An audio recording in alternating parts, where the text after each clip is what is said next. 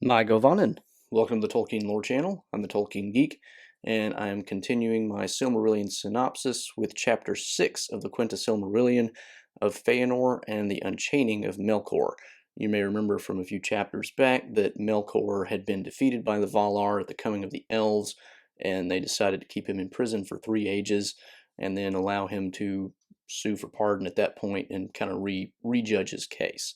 So we're going to learn about Feanor, who becomes a crucially important figure, and we're going to learn about how Melkor came to be released.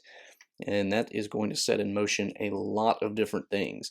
This is a short chapter, but it is really packed with a lot of stuff that is significant, and so I don't want to do 2 chapters like I did in the last video. So just 1 chapter, even though it's short. Let's get started. The chapter leads off explaining that the Noldor, in their time in Valinor before the Unchaining of Melkor, had grown in wisdom and skill and all these different things, and that they had also devised alphabets. Basically, they began to actually use writing. And then it tells us that during this period in Eldamar, which is basically Tirion, the city of the elves, we get the birth of Feanor. It says his given name was Finwë, but that his mother named him Feanor, meaning spirit of fire. And we get a little bit of information about the background of this. His mother was Miriel, who is called Serinde because she is skilled in weaving and things of that sort, but we don't really get a whole lot of backstory of her relationship with Finwë other than their love began in Valinor. So it tells us that in giving birth to Feanor, Miriel was kind of consumed in both body and spirit because the energy or whatever that would have gone into giving birth to many sons went into Feanor alone, and as a result she's just kind of like drained, and she basically tells Finwë, I'm not going to bear any other children and I'm kind of done. And she even says, I would weep if I weren't so weary at one point. So I mean, it's really not clear exactly what happened here. Tolkien doesn't explain it in detail. All we really know is that she's basically sapped. And Finwë, of course, is hopeful that there will be healing for her because they're in Valinor. They're in, the Blessed Realm. Nevertheless, she doesn't recover, and eventually she just kind of goes to the Gardens of Lorien, which is kind of the most restful, healing place, and he's hoping that she may recover there. And it seems that she goes to sleep, but in fact, she dies, and her spirit goes to the halls of Mondos. And though the people of Este, one of the other Valar who's wedded to Lorien, they care for her body, and it doesn't change, but she's not alive anymore. And so basically, of all the people in Valinor, Finwë, the king of the Noldor, is the only one that's really unhappy, and he basically spends all of his love after that on Feanor. Feanor, it tells us, before I leave Miriel, I should mention, she ends up telling Finwë, hold me blameless in this and in all that may come after, which is a really ominous statement if you know what happens with Feanor later. And it's even ominous if you don't know, but it becomes very significant later. And there is a reference, it may not be in this chapter, but sooner or later it certainly gets mentioned, that people looked at the fact that Feanor didn't have a mother and how his father kind of doted on him. And looking back, they're like, that might have been why things didn't go quite so well.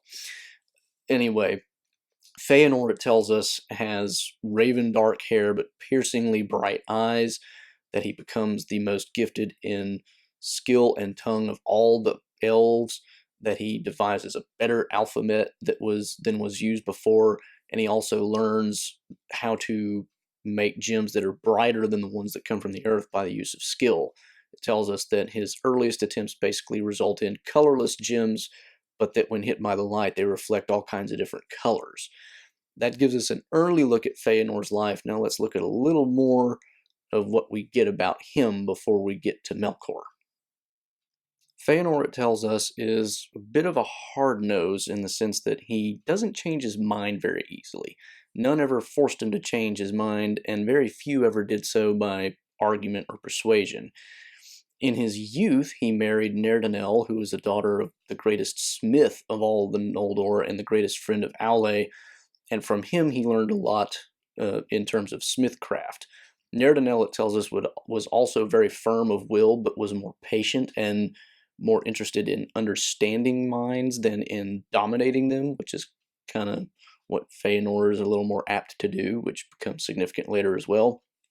And it tells us that her mood was passed on to some of their sons, but not all. And at first, she kind of restrained Feanor in his more passionate ways, but that later on, the things that he did grieved her and they became estranged. So that doesn't turn out too well. It, you know, good aspects, bad aspects, but at any rate, that doesn't all work out for the good, and he eventually just they don't get along too well forever. So in the meantime, it tells us Finwë ends up marrying again. He marries Indis of the Vanyar, and that's how we get Fingolfin and Finarfin. So he's finally happy again. He gets another wife, but he is still mostly interested in Feanor and doesn't, he loves his other sons and his wife, but Feanor always has kind of the greatest share of his love, it tells us. And Feanor himself is not terribly happy about this new marriage, and he isn't too happy about the other children that Finwë has either, and there's kind of a breach in the family, and it tells us that this plays a role in the things that come later. Now, it also tells us that some people looking back said, maybe he should have just not married again and spent his time raising Feanor. There's a lot of hints in these chapters about people later looking back said it's kind of interesting how that works out. But so Feanor, he's not too happy about the whole Fingolfin and Finarfin thing and the marriage to Indis. He just kind of wanders around, goes to various different places, keeps increasing his skill, and just doesn't really get along with the people in Tirion as much. He doesn't stay in one place. He's not too happy about the rest of his father's family. And now we get to move on to the Unchaining of Melkor. So at the end of the prescribed period of 3 ages, Melkor is released from the halls of Mondos and given the chance to basically ask for parole. And he, coming out, sees the bliss of Valinor and the elves and all this, and he's not really happy about it. It says he's envious. He really hates these people for all that he's gone through. And despite all that, he kind of dissembles and abases himself before Manwë and says, if you just let me out, I'll be good. And if you can just make me the least of the free people, then I'll help as much as I can. Nienna, it tells us, aided his prayer. Nienna, of course, being always a person moved by pity and that sort of thing. And it says that Manwë grants his sue for pardon, but not being completely ready to trust him yet, he's basically limited to the city of Valmar. He can't leave that area. And for a while, things all seem to go well. It tells us that Melkor actually does help, the elves and whatnot, if they ask for his help. It tells us the Vanyar hold him in suspicion, not really too keen on him. He doesn't really pay any attention to the Tellery because he thinks they're meh, but the Noldor get a lot of valuable information and things from him. It also tells us that during this period, Ulmo is not really fooled. He knows kind of what Melkor's up to. He's like, you're tricking everybody.